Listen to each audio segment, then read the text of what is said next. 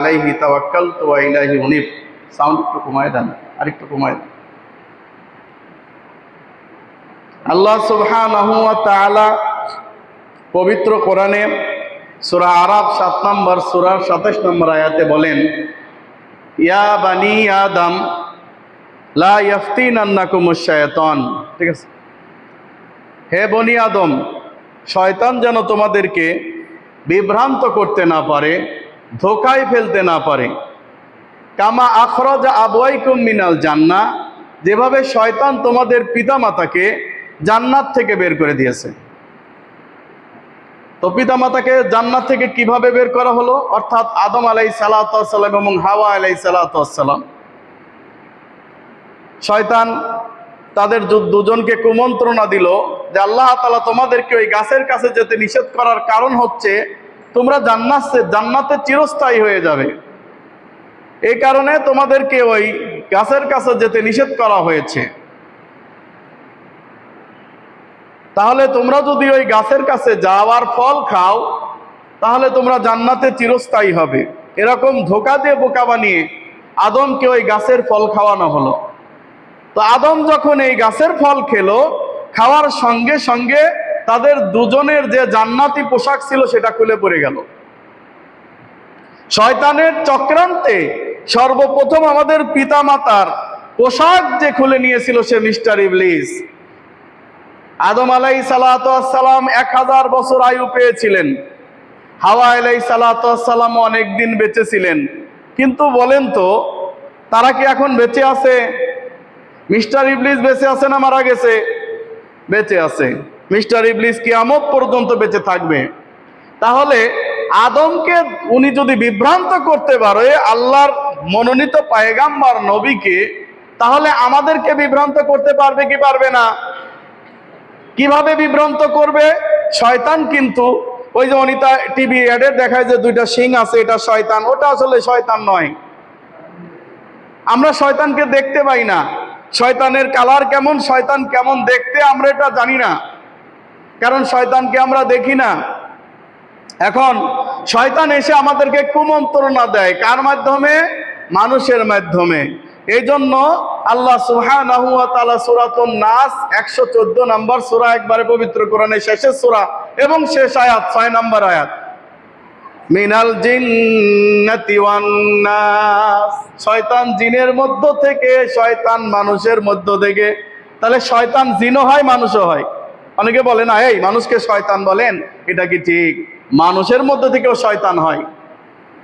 আল্লাহ সূরা আনামের 168 নম্বর আয়াতে বলেছেন, ইউহি বা'দুহুম লিবা'দিন যুখরুফাল কওলি গুরুর। এই মানুষ শয়তান আর জিন শয়তান একে অপরে একজনের কাছে আরেকজন ওহী পাচার করে থাকে, একজনের কাছে আরেকজন ওহী করে থাকে। তাহলে মানুষের সাথে জিন শয়তানের সম্পর্ক আছে না নাই? এখন শয়তান এসে আপনার পোশাক খুলতে পারবে নাকি মানুষ খুলবে? জিন শয়তান তো খুলবে না, মানুষ শয়তান খুলবে। কুমন্ত্রণা দেওয়া হলো মানুষ শয়তানকে, আর সে তখন পোশাক খোলার প্রতিযোগিতা শুরু হয়ে গেল। কারণ হিজাব পরলে, পোশাক পরলে নাকি সেটা হয়ে যায় মধ্যযুগীয় কারবার। পর্দায় থাকলে নারী নাকি অন্ধকারের মধ্যে থাকে, নারী নাকি বন্দি দশার মধ্যে থাকে। নারীর উন্নতির পথে বাধা, সবচেয়ে বড় বাধা হচ্ছে নাকি পর্দা, বলে কি বলে না? তাহলে এদেরকে কি করা হবে?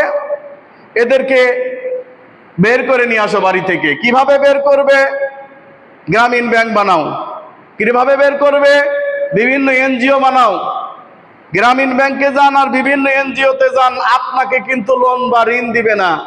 বলবে যে আপনার স্ত্রী আছে, আপনার মা আছে, আপনার কন্যা আছে, আপনার জায়া জননী আছে, তাদেরকে পাঠায় দেন, তাদেরকে লোন দেই আমরা, পুরুষ মানুষকে লোন দেই না। আছে না নাই? তো পুরুষ মানুষকে কেন লোন দেয় না? কারণ পুরুষ মানুষকে লোন দিলে তাদের যে এজেন্ডা সেটা বাস্তবায়ন হবে না। ওদের মূল এজেন্ডা এই ঋণের ফাঁকে এদেরকে বাড়ি থেকে বের করে নিয়ে এসে বেপর্দা করে রাস্তায় ছেড়ে দেওয়া। একটা কথা বলি, আপনারা মাইন্ড করেন না। একটা মেয়ে রাস্তাতে হেঁটে যাচ্ছে বেপর্দা হয়ে, আপনি যদি বলেন এই মেয়ে তোমার সাইজ কত, নাউজুবিল্লাহ, মেয়েটা আপনাকে জুতা দিয়ে পিটাতে আসবে কিনা? অবশ্যই জুতা দিয়ে পিটাতে আসবে। বলে কি এ বলে কি আমাকে? অথচ সেই মেয়েই যখন টিকিট কেটে পয়সা খরচ করে তারপরে প্রতিযোগিতার নামে, যেখানে 2 থেকে 3 জন নারী নিবে কোনো একটা সিনেমার জন্য, সারা বিশ্বে সুন্দরী প্রতিযোগিতা হবে, সেখানে 1 জন বা 2 জন বা 3 জন সেখানে টিকবে, হাজার হাজার নারী সেখানে রেজিস্ট্রেশন করতেছে এবং সেখানে রেজিস্ট্রেশন করে নিজের নাম লেখাচ্ছে এবং নিজের বিভিন্ন সাইজ সেখানে প্রকাশ করছে। নাউজুবিল্লাহি মিন যালিক।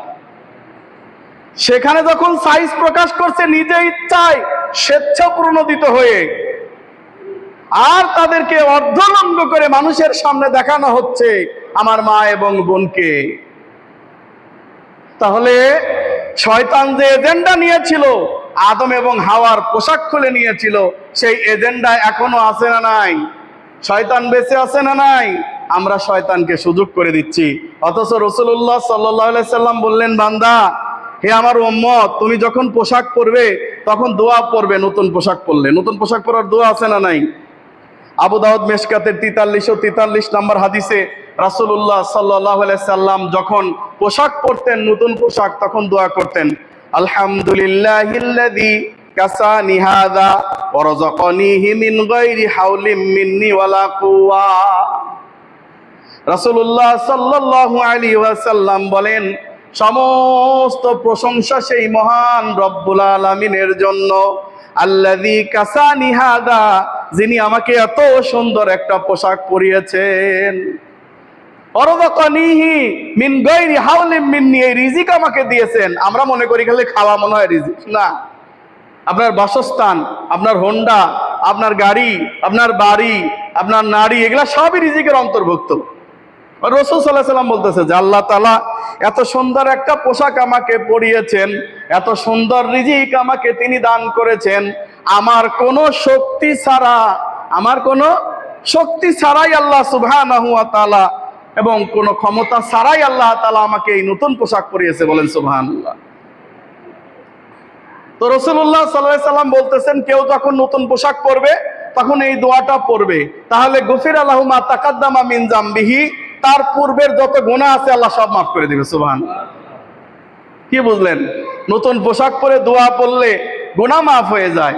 তার সেই পোশাকটা যদি আপনি শরীয়তের দৃষ্টির পোশাক না পরেন, তাহলে ভাই আপনার উল্টা পাপ হবে কিনা? এখন শরীয়তের দৃষ্টির পোশাক কি? বিরাট জুব্বা, পাঞ্জাবি, টুপি, এটা না। শরীয়তের 4টি মূলনীতি আছে পোশাকের। কয়টা মূলনীতি? 4টা মূলনীতি। 1 নম্বর মূলনীতি, পোশাকটা ঢিলা ঢালা হতে হবে। হতে পারে শার্ট, হতে পারে প্যান্ট, হতে পারে লুঙ্গি, কিন্তু আঁটো-সাঁটো হওয়া যাবে না, ঢিলা ঢালা হতে হবে। কথা বুঝতে পারছেন? 1 নম্বর মূলনীতি। 2 নম্বর মূলনীতি, অমুসলিমদের সাদৃশ্য হওয়া যাবে না। অমুসলিমদের সাদৃশ্য বলতে শার্ট প্যান্ট অমুসলিমদের সাদৃশ্য নয়। অমুসলিমদের সাদৃশ্য বলতে তারা যেটা ধর্মীয় চিহ্ন হিসাবে ব্যবহার করে, যেমন পৈতাবাদে, যেমন ওদের বিভিন্ন একটা ধর্মের যে চিহ্ন আছে, যেটা দিয়ে তাদের চেনা যায়, এটা ধর্মের চিহ্ন, এই ধরনের সাদৃশ্য পোশাক ব্যবহার করা যাবে না। 3 নম্বর মূলনীতি, পুরুষ স্বর্ণ রেশম ব্যবহার করতে পারবে না, পুরুষ স্বর্ণে আংটি ব্যবহার করতে পারবে না, পুরুষ স্বর্ণের কোনো গহনা ব্যবহার করতে পারবে না। 4 নম্বর মূলনীতি হচ্ছে, পুরুষ টাকনুর নিচে কাপড় পরতে হবে, নাকি উপরে? টাকনুর উপরে পরতে হবে। টাকনুর নিচে পরা পুরুষের জন্য কি? হারাম। শুধু হারামই নয়, এটা বিরাট ধরনের হারাম। সহিহ মুসলিম 3068, 69, 70, 71, 72 হাদিস আছে। রাসূলুল্লাহ সাল্লাল্লাহু আলাইহি ওয়াসাল্লাম বলতেছেন, সালাসাতু লা ইউকাল্লিমুল্লাহু ইয়াউমাল কিয়ামা ওয়া লা ইউযাক্কিহিম ওয়া লাহুম আযাবুন আলীম। 3 শ্রেণীর লোকের দিকে আল্লাহ সুবহানাহু ওয়া তাআলা কিয়ামতের দিন দৃষ্টি দিয়ে তাকিয়ে তাকে দেখবেন না, তাকে পবিত্র করবেন না, তার জন্য ভয়ঙ্কর আযাব রয়েছে। তার মধ্যে একজন হচ্ছে সেই ব্যক্তি যে তার টাকনুর নিচে কাপড় পরে। পুরুষ মানুষ, মেয়ে মানুষ টাকনুর নিচেই পরবে, তো পুরুষ মানুষ টাকনুর নিচে পড়লে ওর দিকে আল্লাহ তাআলা কিয়ামতের দিন তাকাবেন না। তো ওই পুরুষ মানুষটা নামাজ পড়তে আসে, নামাজ পড়তে এসে দেখবেন যে আবার টাকনুর উপরে কাপড় তোলে কিনা। নামাজ পড়া শেষ হয়ে গেলে এটা আবার ছেড়ে দিয়ে চলে যায়। অথচ আমার আব্বা বলেন যে নামাজে আসলেই তো ছেড়ে দেওয়া উচিত, কেন বললাম, কেন এটা কি হাদিসের কথা না আপনার কথা? বলছে আমার কথা, হাদিসের কথা না। কেন? কারণ বাইরে গেলে না পোশাক হয়, ময়লা হয়, আর মসজিদে আসলে তো ময়লা হওয়ার কোনো চান্স নাই, তাহলে এখানে গোটাই কেন? তাহলে গোটাই কেন? কারণ হাদিস আছে যে টাকনুর নিচে কাপড় পরলে সে তার নামাজ হবে না। তো টাকনুর নিচে কাপড় পরলে নামাজ হবে না, ছেড়ে দিলে কি হবে? উভয় সংকট, উভয় সংকট। মানে টাকনুর নিচে গেলেও হবে না, আবার গোটায় রাখলেও হবে না। স্পষ্ট হাদিস আছে সহিহ মুসলিমে, রাসূলুল্লাহ সাল্লাল্লাহু আলাইহি সাল্লাম বলছেন যে আল্লাহ তাআলা আমাকে 7টি অঙ্গের উপর সিজদা করতে বলেছেন। কয়টা অঙ্গ? 7টা অঙ্গের উপর সিজদা করতে বলেছেন, এবং কাপড় চুল গোটাতে নিষেধ করেছেন। কারো চুল যদি বড় হয়, এই চুল নামাজের সময় বেঁধে রাখা যাবে না, অন্য সময় বেঁধে রাখা যাবে, সমস্যা নেই। সালাতের সময় বেঁধে রাখা যাবে না, তবে নারীদের বিষয়টা ভিন্ন, নারীরা বেঁধে রাখতে পারবে। সালাতের সময় পুরুষ চুল বেঁধে রাখতে পারবে না। আর কি করতে পারবে না? এই যে জামাটা আছে এইটাকে গোটানো যাবে না, গুটিয়ে এভাবে সালাত আদায় করা যাবে না। কোনো পোশাক কাপড় গোটানো যাবে না, তাহলে তো বেকায়দা। ছেড়ে দেওয়াও যাবে না, আবার গোটানোও যাবে না, তাহলে করবোটা কি? আপনাকে কাপড়টা কেটেই নিতে হবে, আপনাকে কাপড়টা কেটেই নিতে হবে, না হলে আপনার সালাত হবে না। সাবধান। এবং কিয়ামতের মাঠে এই ছোট্ট একটা কারণে লজ্জিত হতে হবে। কিয়ামতের মাঠে আল্লাহ সুবহানাহু ওয়া তাআলা আপনার সঙ্গে কথা বলবেন না, নাউযুবিল্লাহি মিন যালিক। সুতরাং এই পোশাকের ক্ষেত্রে 4টা মূলনীতি রয়েছে। এই 4টা মূলনীতি এখন আমরা আর ফলো করি না। এখন অনেক হুজুর এরাও 8-7 জুব্বা পরে, পরে কিনা 8-7 জুব্বা পরে। অনেক পুরুষদেরকে দেখবেন যে উপরে গেঞ্জি পরে আর নিচে এমন প্যান্ট পরেছে, ও সালাত আদায় করতে গেলে পিছনের অংশ দেখা যায় কিনা? হ্যাঁ? তাহলে যদি তার ফরজটা তরক হয়ে যায়, টাকনু থেকে নিয়ে নাভি পর্যন্ত একজন পুরুষের সর্ব অবস্থায় ঢেকে রাখা ফরজ, তাই না? এখন এই ফরজ যদি তার তরক হয়ে যায় সালাতের মধ্যে, বলেন তার সালাত হবে? সালাত হবে না। অধিকাংশ যুবকদেরকে আমি দেখেছি, তারা গেঞ্জি পরে, পরক গেঞ্জি, কিন্তু সেটা কি করে, নিচের যে প্যান্টটা, এই প্যান্টটা এত নিচে নেমে যায়, তার নিচের অংশটা পর্যন্ত পিছন থেকে দেখা যায়। নাউযুবিল্লাহি মিন যালিক। এভাবে আপনার সালাত হবে না, আপনার সালাত পণ্ড হয়ে যাবে। আল্লাহ সুবহানাহু ওয়া তাআলা বলছেন, এইভাবে শয়তান তোমাদের পিতামাতাকে জান্নাত থেকে বের করে দিয়েছেন এবং তাদের পোশাক তাদের থেকে খুলিয়ে নিয়েছেন। ইন্নাহু হুয়া ওয়া কাবিলাহু মিন হাইসু লা তারাউনাহুম, সে এবং তাদের দলবল তোমাদেরকে এমন ভাবে দেখে থাকে যা তোমরা দেখতে পাও না। আচ্ছা, আমরা যখন টয়লেটে প্রবেশ করি তখন কি দোয়া পড়ি? কি দোয়া পড়ি?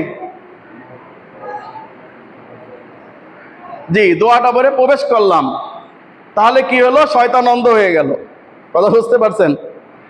এই দোয়াটা পড়লে প্রবেশ করলে শয়তান অন্ধ হয়ে গেল, আপনাকে দেখতে পাবে না। আর যদি আপনি সেখানে দোয়া না পাঠ করেন, তাহলে আপনার উলঙ্গ অবস্থায় শয়তান দেখে থাকে। এ কথাই আল্লাহ সুবহানাহু ওয়া তাআলা কোরআনে বলছেন যে সে এবং তাদের দলবল তোমাদেরকে দেখে থাকে।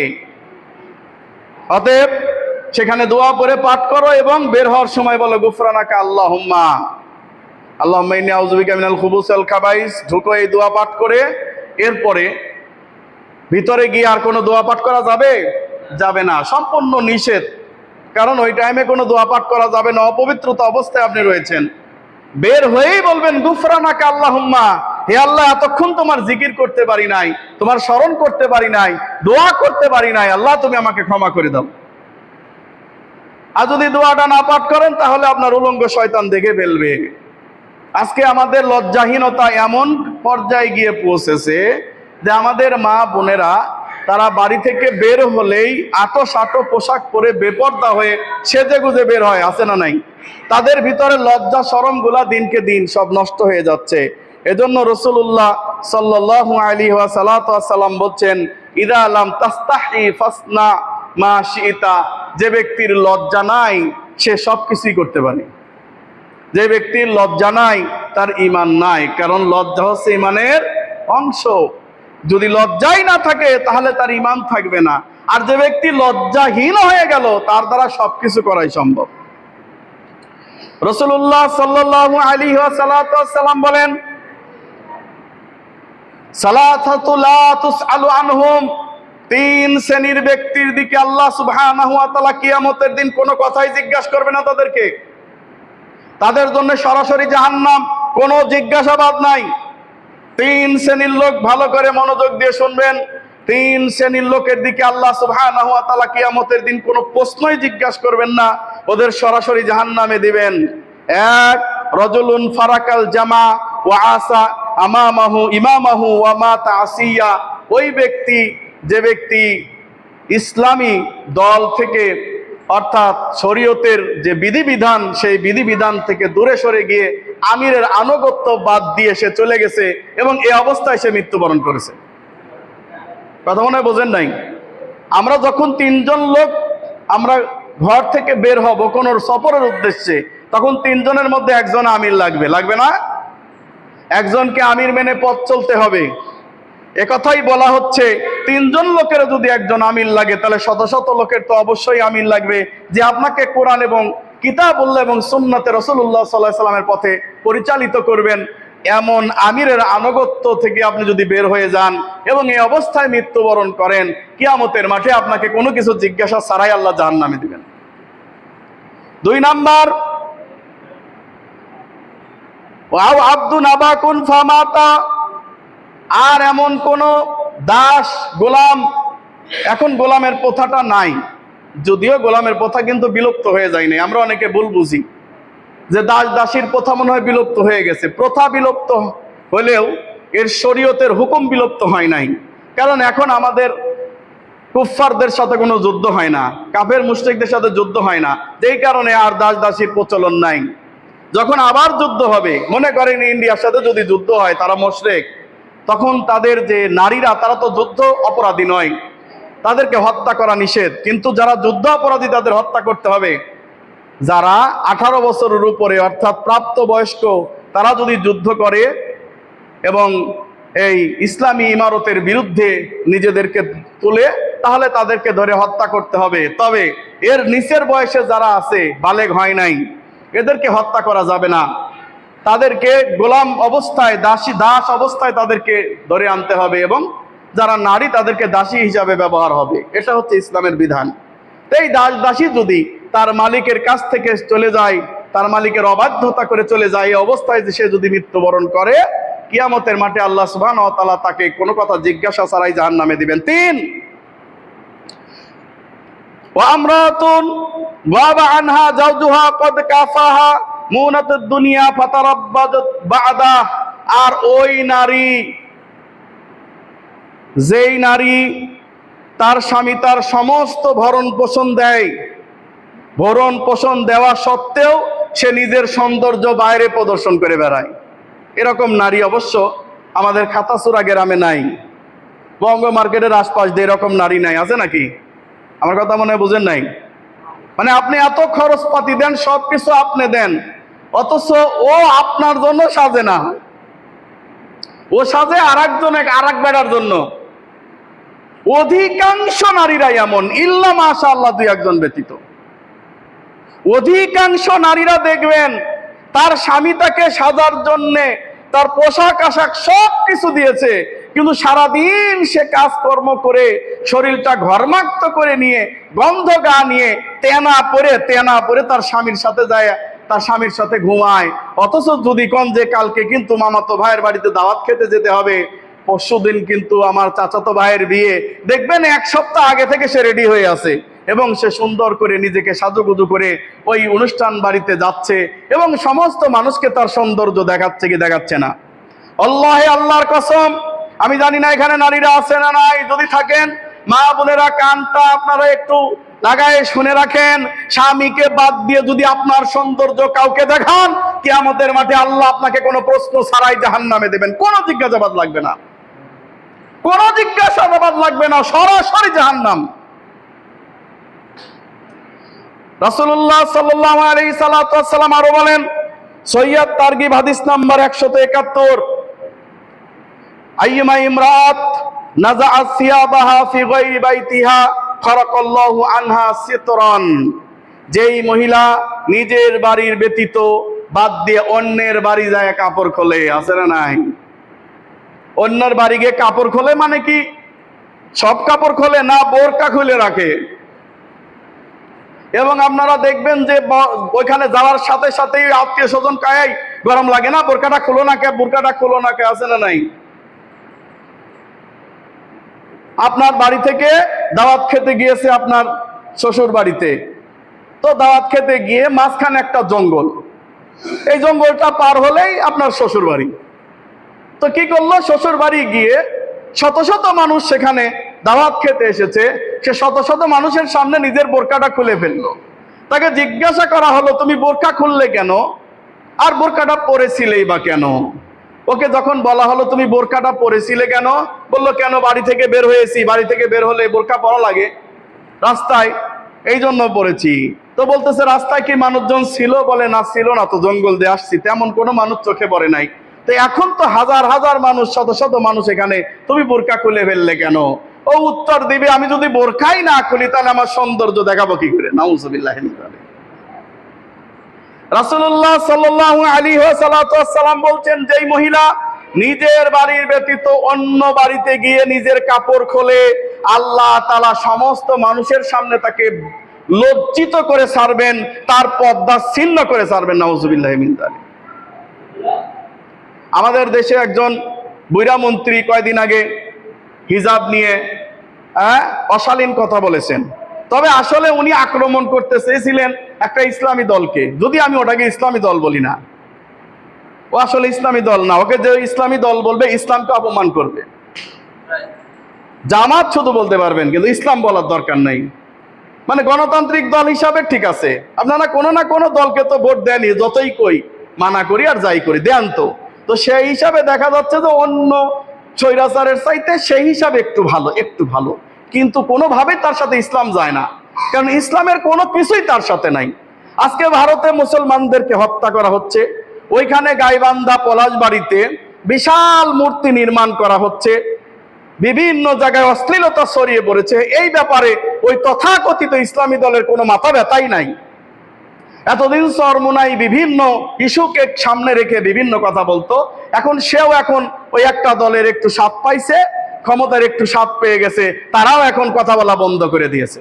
এখন আমরা খতিবরা যদি কথা না বলি, কিয়ামতের মাঠে খতিবের জিবলা আল্লাহ কেটে দিবে, বলে মানুষের ডরে তুমি কথা কও নাই, মানুষ তোমাকে দাওয়াত দিবে না, মানুষ তোমাকে হাদিয়া তোহফা দেওয়া বন্ধ করে দিবে, এজন্য তুমি ওই ব্যাপারে কথা কও নাই। তুমি খালি কইছো যে মাজারে গেলে শিরিক হয়, মাজারে সেজদা করলে শিরিক হয়, এটা অবশ্যই হয়, কিন্তু তুমি রাষ্ট্রীয় শিরিকের ব্যাপারে কিছুই কও নাই।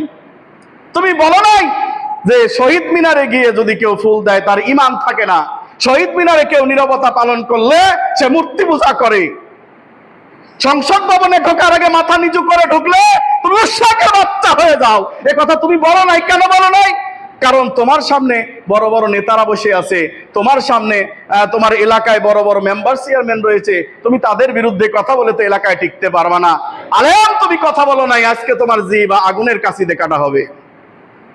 এজন্য উমর বিন খাত্তাব রাদিয়াল্লাহু তাআলা বলেন, আফসোস আমি যদি মাটি হয়ে যেতাম, আরে আমি যদি পাখি হতাম, আরে আমি যদি গাছ হয়ে যেতাম, আমি যদি বৃক্ষ হতাম, আমি বৃক্ষকে কেটে ফেললে মাটির সঙ্গে মিশে যেত।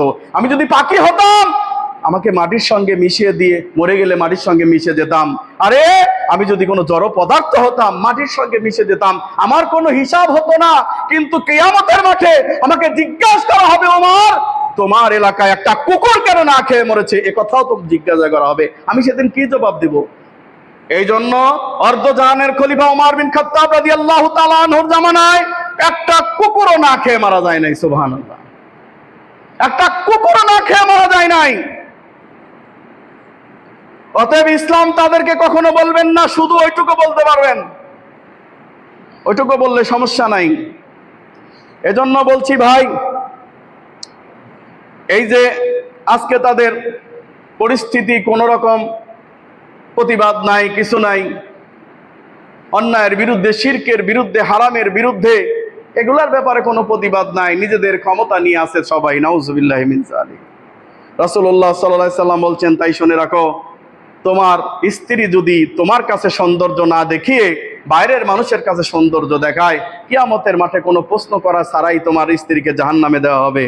এবং তোমার স্ত্রী যদি এরকম করতেই থাকে, দুনিয়াতেই শাস্তি হিসাবে তার পর্দা ছিন্ন করে দেওয়া হবে এবং তাকে লজ্জিত অবাঞ্ছিত এই দুনিয়াতেই হতে হবে। তাই সেই মন্ত্রী বিভিন্ন কথা বলা সত্ত্বেও তার মেয়ে কিন্তু আবার হিজাব পরেই চলাফেরা করে। উদ্দেশ্য ছিল একজনকে ঠেকানো, এখন কথা বলে ফেলেছে, তারপরেও সেটাই নিয়ে বিনিয়ে তার পক্ষে নেওয়ারই চেষ্টা করা হচ্ছে। নাউজুবিল্লাহি মিন যালিক। আমার কথা হলো, আমার ইসলামী শরীয়ত নিয়ে, মুসলমানকে নিয়ে, মুসলমানের নবীকে নিয়ে, আল্লাহকে নিয়ে যদি কোনো কটূক্তি করার কে দুঃসাহস দেখায়, তার বুকের মধ্যে পাড়া দিয়ে তার জিহ্বা টেনে নিতে হবে। আমার জীবনের যা হয় হবে, কোনো কথা নাই। এটাই তার শাস্তি, ওর মৃত্যুদণ্ড ছাড়ার কোনো শাস্তি নাই। রাসূলুল্লাহ সাল্লাল্লাহু আলাইহি ওয়াসাল্লাম বলেন, কুল্লু আইনিন জানিয়া, প্রত্যেকটি চোখই ব্যভিচারী, প্রত্যেকটি চোখের উপর ব্যভিচার লিখে দেওয়া হয়েছে।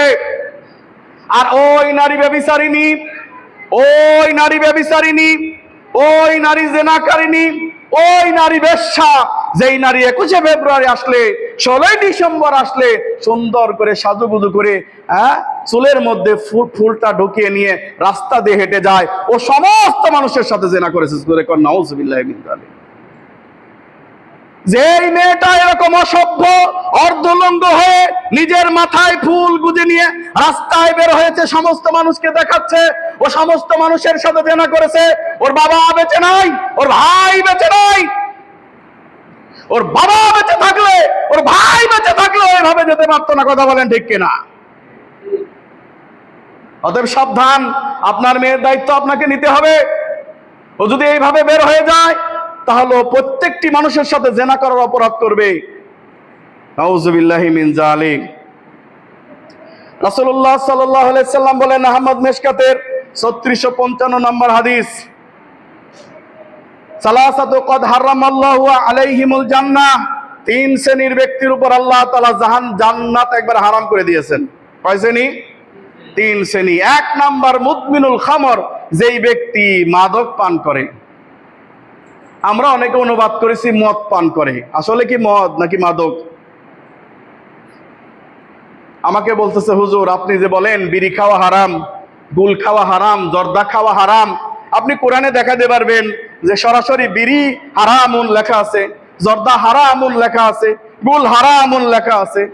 আমি বললাম যে না, তা দেখাইতে পারবো না, তবে যদি আপনি দেখাইতে পারেন ইয়াবা হারামুন, তাহলে দেখাতে পারবো। হিরোইন হারামুন, তাহলে দেখাইতে পারবো। কথা বোঝেন নাই মনে হয়? এটা লেখা আছে ইয়াবা হারামুন, গাঞ্জা হারামুন লেখা আছে, মদ ইয়াবা হারাম, গাঁজা হারাম, হিরোইন হারাম লেখা আছে, কিন্তু আমরা হারাম বলি কি বলি না? কথা কয় না, বলি কি বলি না? আমরা বলি। তাহলে ওইটা যদি হারাম বলেন, তো বিড়ি সিগারেট জর্দা গুল হারাম বলেন না কেন? কারণ নিজের স্বার্থে বাঁধে। কারণ আমি যে খাই, হুজুর যে খায়। যদি বলেন বিড়ি সিগারেট জর্দা কথা কোরআনে সরাসরি হারাম লেখা নাই, তাহলে আমি বলবো মদের কথাও সরাসরি কোরআনে হারাম লেখা নাই। কি ভাই, এখানে মাদ্রাসার শিক্ষক অথবা মাদ্রাসার তালবেলেম আছে? থাকলে একটু আমার সাথে কথা বলিয়েন তো। আল্লাহ তাআলা বলতেছেন পবিত্র কোরআনে সূরা মাইদা 5 নম্বর সূরা 92 নম্বর আয়াত, আল্লাহ বলছেন ইয়াসআলুনাকা আনিল খামরি ওয়াল মাইসির। আল্লাহ সুবহানাহু ওয়া তাআলা বলছেন, হে নবী, তারা তোমাকে জিজ্ঞাসা করে কি সম্পর্কে? অনুবাদ করেছে মদ এবং জুয়া। জি না, খমর শব্দের অর্থ মদ নয়, শুধু মদ নয়, বরং মদের আরবি আছে না নাই? শারাবুন মানে মদ, আছে না? তা আল্লাহ কি কোথাও বলছেন যে শারাবুন হারামুন? এভাবে বলেন নাই। খমরুন হারামুন। কেন খমরুন হারামুন বলেছেন? কারণ খমর শব্দের অর্থ যাবতীয় মাদক, শুধু মদ নয়, মদের সাথে আরো যা আছে, বিড়ি সিগারেট জর্দা গুল তামাক পাতা, তারপরে ইয়াবা, তারপরে গাঁজা, হিরোইন, যত নেশাদার দ্রব্য আছে সব হারাম। আরেকটু ক্লিয়ার করে বলি, সূরা আরাফ 7 নম্বর সূরা 157 নম্বর আয়াত। সব ভুলে গেলেও এই সূরার আয়াতটা ভুলেন না ভাই, নাম্বারটা মনে রাখেন। কত নাম্বার? 157। কত? 57, 157, আরাফ সূরার 7 নম্বর সূরা। আল্লাহ সুবহানাহু ওয়া তাআলা বলতেছেন, ইউহিল্লুল্লাহুমুত তাইয়্যিবাত ওয়া ইউহাররিমু আলাইহিমুল খাবাইস, আমি তোমাদের জন্য পবিত্র বস্তু হালাল করিয়াছি, অপবিত্র বস্তু হারাম করিয়াছি। কি বুঝলেন? পবিত্র মানে তাইয়্যিব যা আছে সব হালাল, আর খবিস মানে হচ্ছে অপবিত্র বস্তু হারাম। তো এখন একটা পাগলকে জিজ্ঞাসা করে দেখেন, ও পাগল, আচ্ছা তুই যে সিগারেট খাস, সিগারেট কি পবিত্র না অপবিত্র? পাগল বলবে, হুজুর খেয়ে অভ্যাস করছি, আসলে এটা পবিত্র না। বলবে কি না? একজন গুলখোররে জিজ্ঞাসা করেন যে গুল যে খান কিরকম গন্ধ, আচ্ছা এটা কি পবিত্র না অপবিত্র? বলবে, হুজুর এটা অপবিত্র, এখন নিনে অভ্যাস করে ফেলছি, কি করবো? বলবে না? জর্দাখোররে বলেন, জর্দাখোর ওই একই কথা বলবে যে হুজুর অভ্যাস করে ফেলছি, এটা পবিত্র না। যদি পবিত্র বস্তু হতো তাহলে আমি রংপুর গিয়েছিলাম, আপিল করার জন্য গিয়েছিলাম, সেখানে গিয়ে দেখি শত শত একর জমিতে খালি বাঁধাকপি গাছ। তো আমি বাঁধাকপি গাছ দেখে অবাক হয়ে গেলাম, আহারে শত শতই এত বাঁধাকপি গাছে, তাও বাঁধাকপির দাম এত বেশি কেন? আর এই বাঁধাকপি গাছ আমাদের গাজীপুরে যে দেখছি যে সেখানে ঘিরা দেয়, নইলে ছাগল খায় ফেলে, হ্যাঁ, তারপরে কুত্তা বিলাই শিয়াল সব খায়, ওইখানে ঢুকে নষ্ট করে জমি, আছে না নাই? কিন্তু একরের পর একর জমি, কোন রকম বেড়া নাই, ঘিরা নাই, অথচ কিচ্ছু হয় নাই, লকলকে পাতা। আমি জিজ্ঞাসা করলাম, মুরব্বী আসলে এই বাঁধাকপি গাছে আপনারা বেড়া দেন না, তারপরেও দেখি ছাগল পাগল খায় না, আপনার দেশের ছাগল পাগল এত ভালো নেই? আরে না রে হুজুর, এটা বাঁধাকপি না, এটা তামাক গাছ। তা হুজুরে তামাক গাছ এটা খায় না শুয়োরেও? আমি করলাম, হাই আল্লাহ, যা খায় না শুয়োরে তা খায়, তা আমার হুজুরে তা মসজিদের মধ্যে বসে আছে না নাই? কথা কয় না?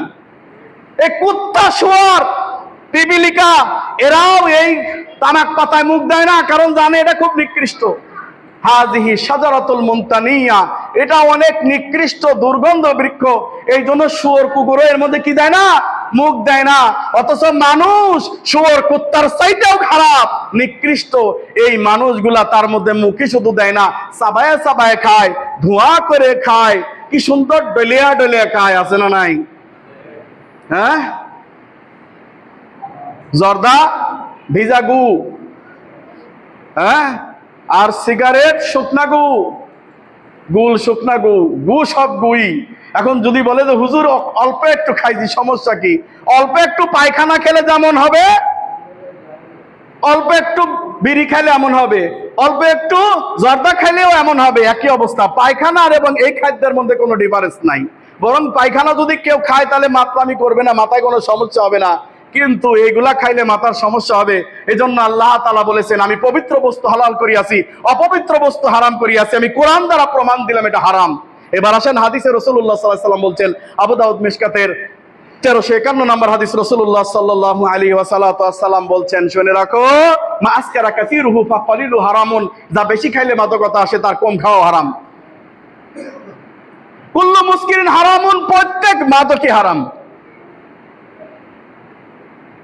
রাসূলুল্লাহ সাল্লাল্লাহু আলাইহি ওয়াসাল্লাম বলছেন, আহমদ মিশকাতের 4653 নম্বর হাদিস, ইয়াশরাবান্নান নাসু মিন উম্মাতিল খামরি ইউসাম্মুনাহা বিগাইরি ইসমিহা, আমার উম্মত কিয়ামতের আগে বড় চালাক হবে, তারা মদের নাম চেঞ্জ দিয়ে মাদকের নাম চেঞ্জ করে দিবে। কি নাম দিবে? বুলডোজার। কি নাম দিবে? স্পিড। কি নাম দিবে? টাইগার। আছে না নাই? এই যুবক, টাইগার খেলে ভালো লাগে না? একটু ভালো লাগে, হ্যাঁ। হ্যাঁ, বুলডোজার খাইলে ওরে বাবা একেবারে ঘুরাই দিতে পারবো। এর মধ্যে মদের পার্সেন্ট আছে না নাই? 100% মদের পার্সেন্ট ওর ভিতরে আছে। অতএব এটা হালাল নয়। আমাদের মণিপুরে সাতিলাইবাড়ি মোমেন ভাই, উনি গেছেন ইন্ডিয়াতে, উনার কি রোগ ধরা পড়ে না। বাংলাদেশের সব ডাক্তার ফেল, ইন্ডিয়ায় গেছে, ইন্ডিয়ার ডাক্তারও প্রথম ধরতে পারে নাই, পরের বার আবার গেছে। আবার যাওয়ার পরে ডাক্তার বলতেছে, আচ্ছা আচ্ছা আচ্ছা আচ্ছা, এত কথা বললাম, আচ্ছা আপনি মাঝে মধ্যে কি কোনো কিছু খান নাকি, পানীয় টানীয় কিছু খান, মদ টদ খান? কয় নাউজুবিল্লাহ নাউজুবিল্লাহ আস্তাগফিরুল্লাহ। কি কয় আমি মদ খাবো মানে? কয় না, মদ খান না, কিন্তু মনে হচ্ছে আপনি কি একটা কিছু খান মনে হয়, খাবার পরে এরকম কিছু খান নাকি? কয় হ খাই, টাইগারটা খাই, না স্পিডটা খাই, স্পিডটা। কয় এটাই তো আপনি সর্বনাশ করছে, আপনার রোগের প্রধান কারণ এটা, আপনার এত সমস্যার প্রধান কারণ এটা, আপনি স্পিড খান। স্পিড খাওয়া বন্ধ করে দেন, এমনি সুস্থ হয়ে যাবেন, টাকা খরচ করে ইন্ডিয়া মাদ্রাজ আসতে হবে না, এখন সুস্থ, খাওয়া বাদ দিতে সুস্থ। কি বুঝলেন? হ্যাঁ, মদের নাম চেঞ্জ করে দিবে, রাসূলুল্লাহ সাল্লাল্লাহু আলাইহি ওয়াসাল্লাম বলছেন, কেউ যদি একবার বিড়ি খায়, একবার সিগারেট খায়, একবার গুল খায়, একবার জর্দা খায়, একবার ইয়াবা খায়, একবার মাদক পান করে, রাসূলুল্লাহ সাল্লাল্লাহু আলাইহি ওয়াসাল্লাম বলছেন 40 দিন তার সালাত কবুল হবে না। কয়দিন? এরপরে যদি সে আল্লাহর কাছে তওবা করে, কারণ আল্লাহ গফুরুর রহিম, তওবা কবুল করবেন। এরপরে আবার যদি আবার 40 দিন সালাত কবুল হবে না। কয়দিন? 40 দিন পর আবার তওবা করলে আল্লাহ গফুরুর রহিম তওবা কবুল করবেন। এরপরে যখন দেখে যে না, বাদি দিয়ে দিছি, আবার 40 দিন চলে যাওয়ার পরে এখন দেখে বন্ধু বান্ধব ঠাস ঠাস করে বিড়ি মারতেছে, আর তার হঠাৎ করে বিড়ির গন্ধ লেগে আবার আসক্ত হয়ে বলতেছে, দে একটু খেই, একটু মেরে দেই। আচ্ছা আমার দোস্ত, আপনার বন্ধু বুজুর্গ, আপনি যদি দোস্ত রে, আমি মুখ দিয়ে খাইছি, কেবল ভালো করে চিবাও নাই, তুই একটু খা। খাবে? কথা কয় না। যত বড় দোস্তই হোক, খাবে রে? খাবে না। অথচ এই দোস্তই বিড়ি খাওয়ার পরে স্যাপ দিয়ে সুন্দর করে ল্যাপ দিয়ে এবার বলতেছে, দোস্ত তুই একটা টান মার। দোস্ত টান মারে, আর এক দোস্তের কয় তুই একটা টান মার। টান মারে মানে কি? মারে না। আমি মদখোরের চাইতে, ইয়াবাখোরের চাইতে, অন্যান্য মাদক পানের চাইতে বিড়িখোরকে সবচেয়ে বেশি অপছন্দ করি। আমি যদি কোনোদিন স্বরাষ্ট্রমন্ত্রী হইতাম, এখন যেমন এই মাদক বিরোধী অভিযান চলতেছে, শুধু মদ খাইলে বা ইয়াবা খাইলে মাদক বিরোধী, আমি এদের পাছা লাল করে দিতাম পিটাইয়া। কারণ মদ যে খায় আরেকজনের ক্ষতি করে না, হ্যাঁ, অন্য নেশাদার অন্য কাউরে ক্ষতি করে না।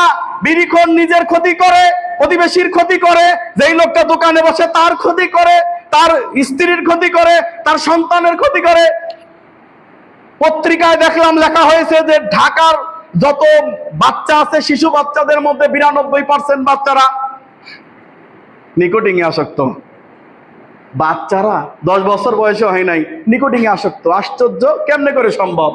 তার মানে পরে প্রমাণ হলো যে তার বাপ চাচারা বিড়ি সিগারেট খায়, এই খাওয়ার কারণে নিকোটিন তাদের মধ্যে প্রবেশ করেছে। নাউযুবিল্লাহি মিন যালিক।